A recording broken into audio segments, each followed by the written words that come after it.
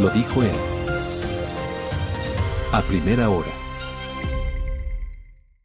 Bueno, seguimos, 7 de la mañana con 43 minutos. Gracias por la interacción que como siempre tenemos con nuestra audiencia. No se olviden de participar en el sondeo, en la pregunta que planteamos en nuestro canal de YouTube. Una interrogante, ¿no? Básica, luego de la campaña para la consulta popular.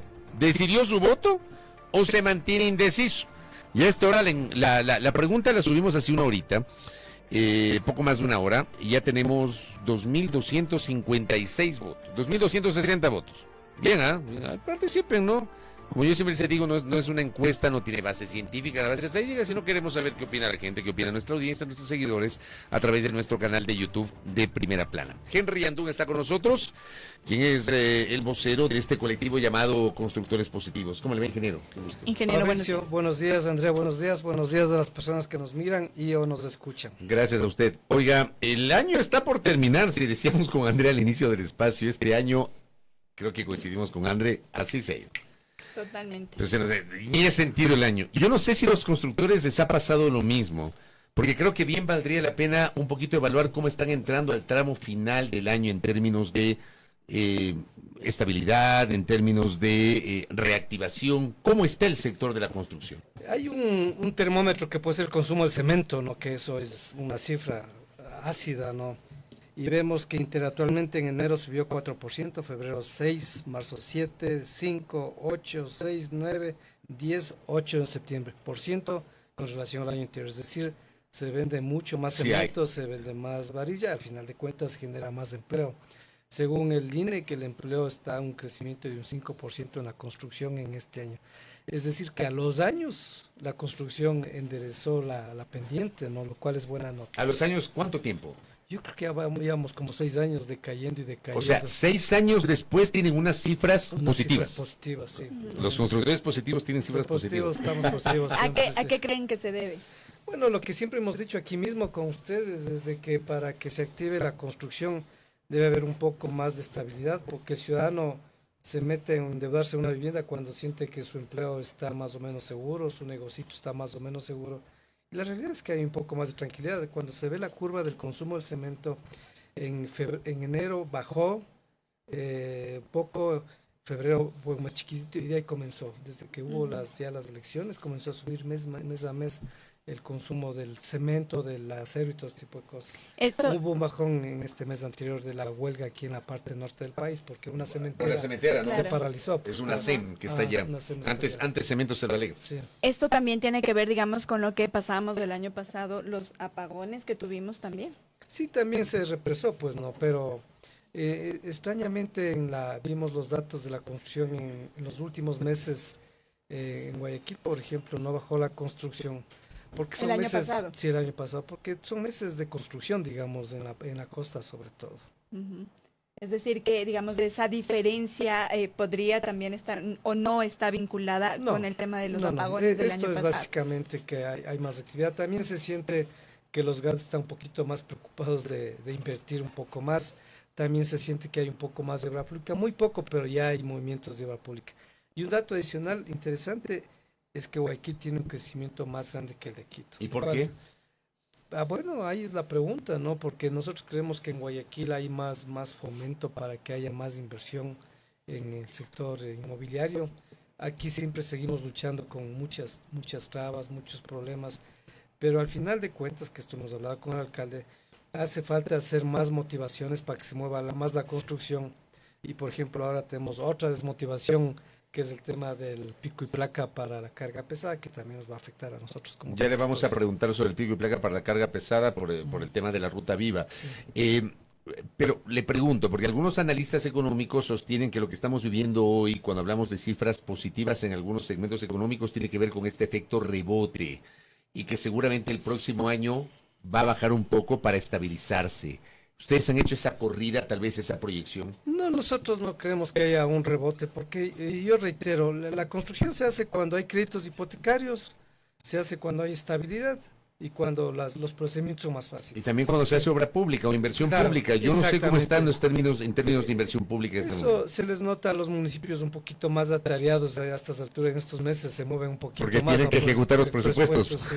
Pero por ejemplo los créditos La buena noticia, por ejemplo, que el Banco del Pichincha regresó a dar Banco del Pacífico, perdón, regresó a dar créditos hipotecarios, también es una nueva fuente, y esperamos que el el BIES también haga más acciones para dar más créditos hipotecarios, porque yo creo que al unir el crédito con la facilidad municipal y con estabilidad, la construcción aumenta. ¿Qué ha ocurrido con el crédito VIP, que entiendo tenía, digamos, un monto que se iba o ya estaba por finalizar? ¿Qué ha ocurrido con aquello? Bueno, ese crédito efectivamente está por finalizar, pero el ministerio, que ahora ya no hay Ministerio de Vivienda, sino el MIT, está parte del Ministerio de Transporte, de Infraestructura y Transporte, han manifestado de que sí van a rellenar este fideicomiso, que es lo que nosotros hemos estado peleando desde hace mucho tiempo como constructores positivos. ¿Cuándo ya terminaría, digamos, este fondo que tiene el crédito VIP? El fondo que tenemos más o menos será para mediados del próximo año que se debería terminar, es decir, que hay que apurar el relleno de esto, pero nosotros no quisiéramos tener un relleno de un año, sino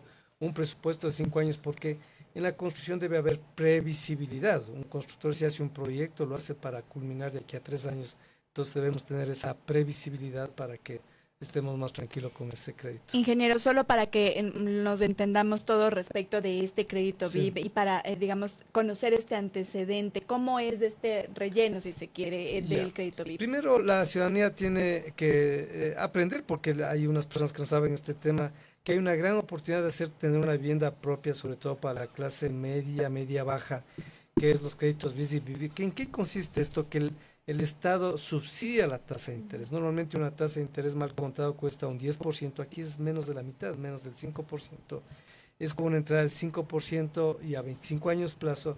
Entonces es una gran oportunidad y hay varios proyectos en todo el país, en Quito también hay varios de esta vivienda Viso VIP, que se le llama. Eso es una gran oportunidad, porque más o menos la cuota que la persona paga para estas casas propias son casi equivalentes a arrendar una casa similar. El último fondo que tuvimos entonces para que precisamente haya la posibilidad de tener estos dos créditos, ¿de dónde vienen? ¿Cómo se fondea? Esto se fondea con los multilaterales, ¿no? Esto lo empezó el presidente Moreno y se empezó con un fondo de alrededor de 500 millones, que es lo que ya se está terminando, ¿no? Al final de cuentas, ha sido un proceso muy exitoso, aunque es escaso todavía, porque esto significa 3.500 viviendas por año apenas, cuando el déficit es de 500.000 y cuando el presidente ha ofrecido y siguen ofreciendo que en su gobierno hará 200.000 soluciones de vivienda, que un número que debería hacerse, pero está difícil de conseguir. ¿Pero por qué está difícil? ¿No ha empezado? ¿No se siente? O sea, ¿No lo están haciendo? No, se está haciendo este visibility, pero son 3.500, 4.000 máximo, 5.000 viviendas. Totalmente tangencial, al año. Al año, claro. Es totalmente tangencial. Entonces, nosotros creemos que apenas este gobierno siga enderezando las cuentas, porque realmente el Estado venía con mucho déficit y ese tipo de cosas. Esperemos que se active más este tipo de iniciativas. También hay un programa de una vivienda totalmente subsidiada para los estratos más vulnerados, y eso también se ha manifestado que va a haber unos 40 millones en estos meses para vivienda totalmente subsidiada, que eso también es bien interesante. ¿Alguna vez arrancó o maduró el plan Casa para Todos del gobierno del presidente Moreno? Ese es el proyecto. ¿Es el mismo? Esto empezó el presidente Moreno con Richard Martínez. Es el VIP, que se llama, que ha venido cambiando de nombre, ahora se llama Miti Miti. Es el mismo programa, 5% de interés, 25 años plazo, 5% de entrada. Ahora, ustedes como sector de la construcción también tienen una expectativa respecto de la devolución del IVA. Sí. ¿Están accediendo a esa devolución del IVA? Esa es una buena noticia, porque nosotros ya estamos recibiendo la devolución del IVA. A veces estábamos medios ya, cuando hay ofertas del gobierno casi nunca se cumplen, pero en este caso nosotros hemos solicitado devolución en el 24 de 37 millones, en el 25 74 millones, total 111 millones, y ya nos han devuelto 64 millones. Y esto ha sido muy interesante porque esta devolución del IVA ha venido a la yugular y eso ha permitido que los constructores empiecen nuevos proyectos, y eso también puede ser una causa para que la construcción comience a activarse un poco más. Ahora, esta devolución del IVA, por si acaso, no es un beneficio que nos dan a nosotros, sino que es una justicia que se hace, porque la construcción era una de las pocas actividades donde el IVA no se compensaba, sino que tenía que pagar el usuario final. Es decir, en ese tema entonces ustedes están conformes ahora mismo con lo que está ocurriendo. Sí, estamos conformes, yo diría que hasta felices que nos devuelvan una platita que nos debían, sí es bueno. nos han prometido seguir pagando esto ha sido en los últimos meses y es una realidad.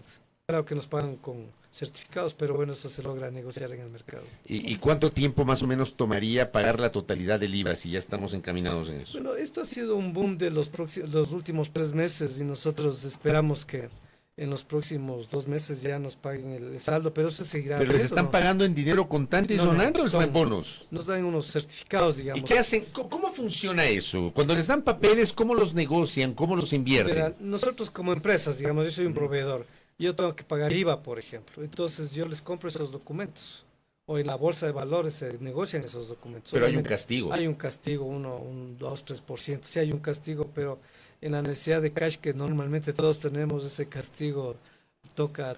Pero alguien le diría del ahogado del sombrero o no? ¿O no es tanto así? No es tanto así, pero se recupera el dinero. Y se comienza a transar con esto al final de cuentas, ¿no? Porque tal vez el constructor tiene deudas con el proveedor y le paga con ese documento y el proveedor paga al Estado sus impuestos con ese documento, entonces se genera un círculo. ¿Y el mercado de valores en el Ecuador sí es dinámico? Digamos, obviamente no es Wall Street acá, ¿no? Pero sí hay un dinamismo en el mercado de valores interno.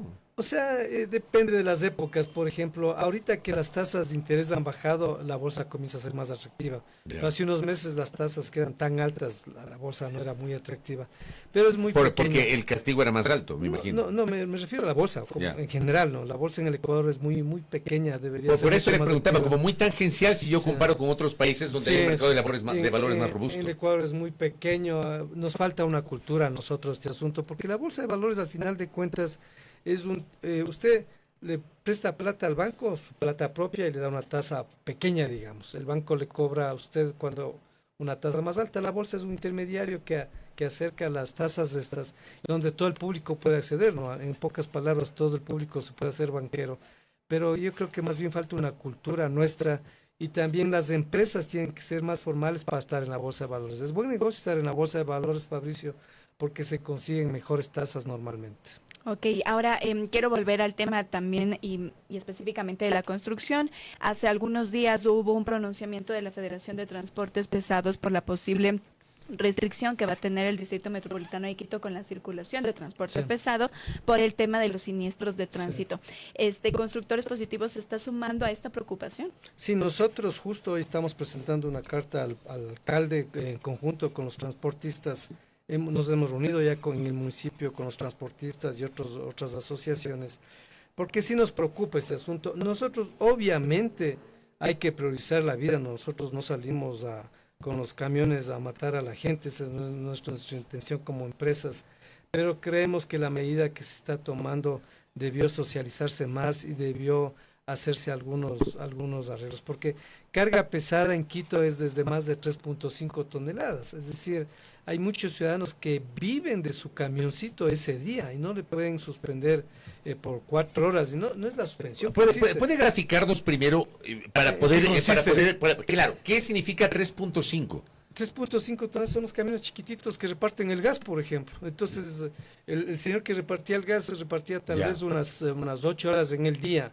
Y ahora resulta que 2 horas en la mañana y 2 horas en la tarde no puede transitar, y le quedan 6 horas para llegar de cualquier sitio de fuera de Quito a la Ruta Viva, al Simón Bolívar, ingresar a Quito y salir de Quito.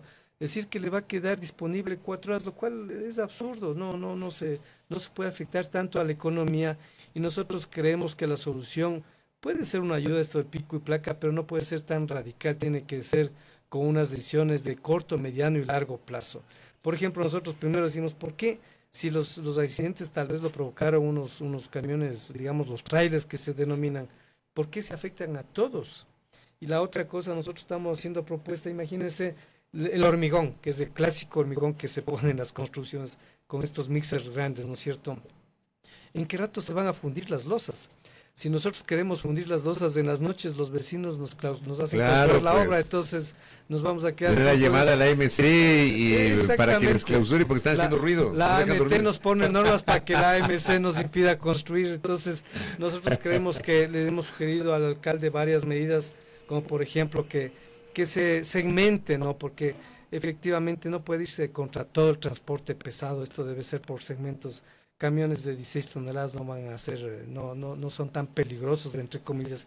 Pero acá va el problema por otro tipo de medidas, ¿no? Debe hacerse mejor control de los vehículos, debe capacitarse más a los transportistas, debe hacerse un montón de iniciativas. Por ejemplo, ¿qué fue la nueva Simón Bolívar? Quito no tiene la nueva Simón Bolívar, está trazada desde hace décadas, que se llama Manuela Sáenz, y Quito no puede depender de una sola avenida, porque es impresionante cuando a alguien se le baja la llanta, Quito se colapsa y no puede ser posible. Entonces al alcalde le estamos haciendo esa propuesta que segmente por tipo de carga, que segmente por tamaño de carga y que no sea una decisión tan radical. Y eso como corto plazo, pero inmediatamente también decimos, ¿dónde se van a parquear estos vehículos que vienen por miles de las otras ciudades en la mañana y en la tarde? O sea, no hay dónde parquearse, no hay playas de parqueadero, no hay dónde, se va a armar otro caos.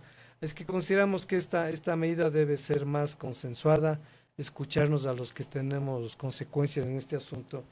Todos los maestritos, por ejemplo, los albañiles, los cerrajeros, funcionan comprando sus fierritos, sus quintalitos de cosas en las ferreterías.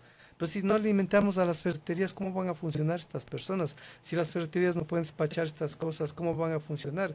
¿Cómo se va a recoger la basura? ¿Cómo se van a meter los alimentos a Quito? Entonces yo creo que esa medida tiene que ser revisada. En ese sentido, digamos, en la propuesta ustedes incluyen algo que desde el sector privado se pueda también hacer para colaborar con estas, por ejemplo, con las capacitaciones, con el control también de los vehículos pesados que salen también, digamos, de las construcciones o llegan a las construcciones. Y esto lo pregunto porque en los últimos meses nosotros hemos visto que no solo lo que ocurrió en la Ruta Viva hace una semana y media aproximadamente, sino que ha habido varios de estos accidentes con vehículos pesados, no solo trailers, sino varios vehículos pesados que dicen que no tienen revisión técnica vehicular, que algunos de los conductores no tienen ni siquiera puntos en las licencias y están conduciendo este tipo de vehículos.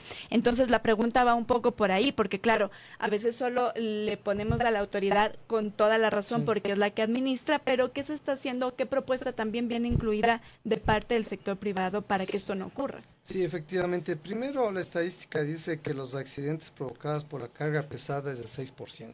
Sí. Sino que son accidentes más mediáticos porque son graves. Claro, y han causado alrededor de 80 heridos graves, que a veces no se cuentan a los heridos, pero digamos son mutilaciones, pero etcétera. mucho más fatalidades existen en otros segmentos. Pero esto es mediático y realmente es cierto. O sea, hay que evitar este tema. Nosotros lo que proponemos, por ejemplo, que implementemos ayudas tecnológicas que existen en el mundo.